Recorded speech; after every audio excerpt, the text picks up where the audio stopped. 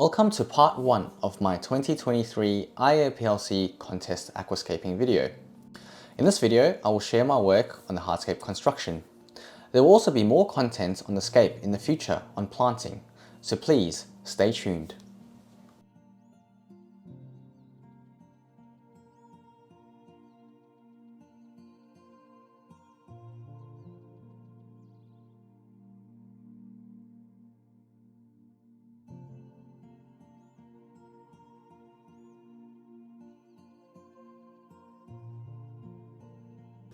This year, I ranked 574 in the IAPLC and ranked first in the South African Aquascaping Contest.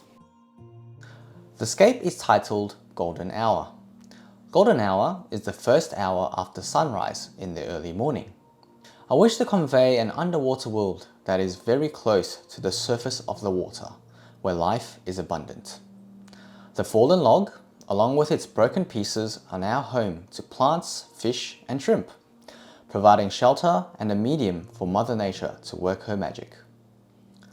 Over time, plants and mosses attach to the log and fish readily spawn in between the plants. Being the golden hour, all fish and shrimp have just started coming out of their homes to welcome a brand new day. Fish occasionally swim up to the surface to explore, and shrimp graze along the wood and plants endlessly. The sun's rays penetrate the water and brings life to everything it touches.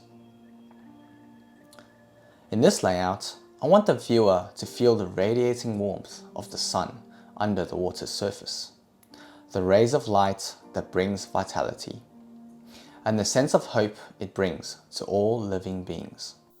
A reminder for us that each day breathes new life. Let us cherish it.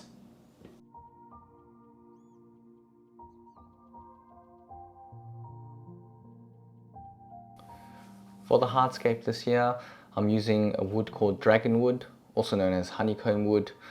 It's got a lot of holes and very detailed fine-grained textures, almost similar to dragonstone, but it's not as heavy. And then I spent some time in the dojo and just really assessing the pieces of wood and letting that inspire me to make the hardscape. Next is the substrate layer, and I'm using ADA Power Sand Advanced, which is a base layer fertilizing substrate. It helps to increase the amount of beneficial bacteria living inside your substrate and also provides a lot of nutrients for the plants. And then I proceeded to add a couple of bags of aqua soil. I'm using the UNS Contra soil and just making sure I'm capping all of the power sand.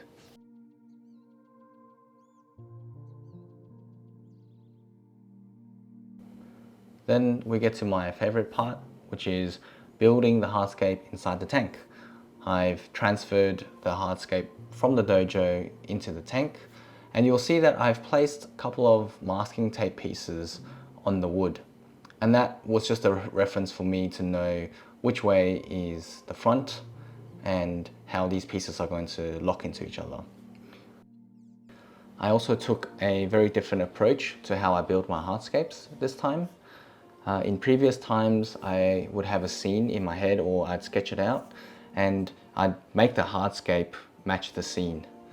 Whereas this time I kind of looked at the hardscape and allowed the hardscape to inspire me. It was a lot of work in the dojo, a lot of different iterations, and it took a while to get to a point where I felt like the hardscape was shown in its true potential. As mentioned before, the dragon wood has some really unique and dynamic textures, and a lot of the pieces that come out of the box are quite straight, and what I wanted to do was to accentuate the flow and the directionality of the wood.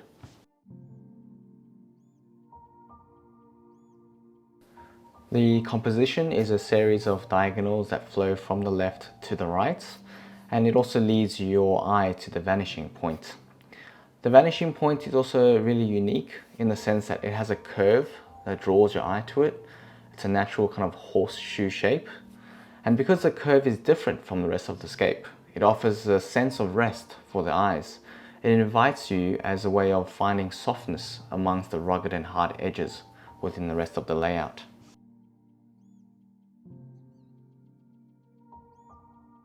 I then proceeded to add more and more Seiryu stones to support the dragon wood.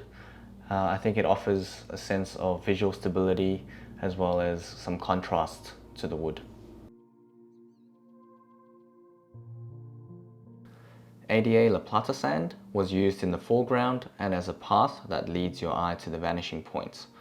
It offers a really good contrast to the wood and the rock, and you can see I like to have the path wide at the foreground and then start to taper towards the vanishing points. I think that gives you a lot more depth.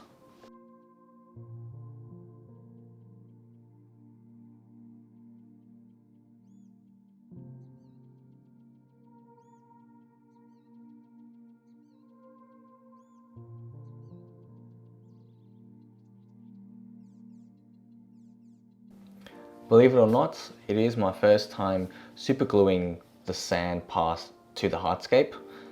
And the reason why I do that is because the shrimps, from previous experience, they always kind of roll the soil around and the sand and the soil always mix. So if you glue the sand down, it kind of holds everything together and it's much easier to maintain. There are advantages and disadvantages to this method. One of the biggest disadvantages is that you can't plant inside the sand path where it's glued. And also if the sand path gets filled with algae, it's really difficult to clean. And that's what happened to me. I ended up having to add more sand on top to hide the algae. The final icing on the cake is to add detailing of small rocks and gravel pieces. I like to layer it by having small pieces of Seiryu stone and then sprinkling handfuls of gravel.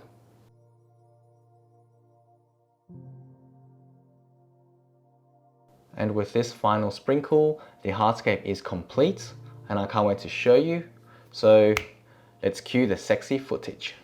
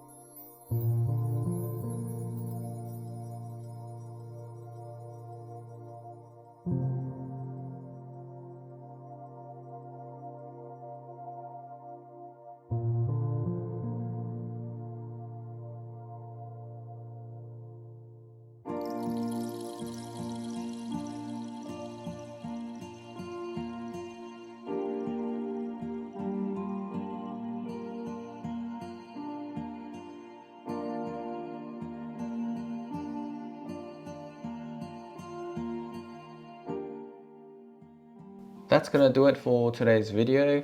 Part 1 IAPLC 2023 Hardscape version. I hope you liked it. Please stay tuned because I've got a lot more exciting things coming up as part of this series.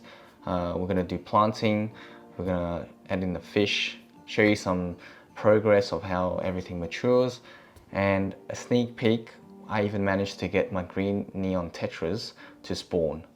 So I hope to see you in the next video. Thank you for watching and I'll see you in the next one.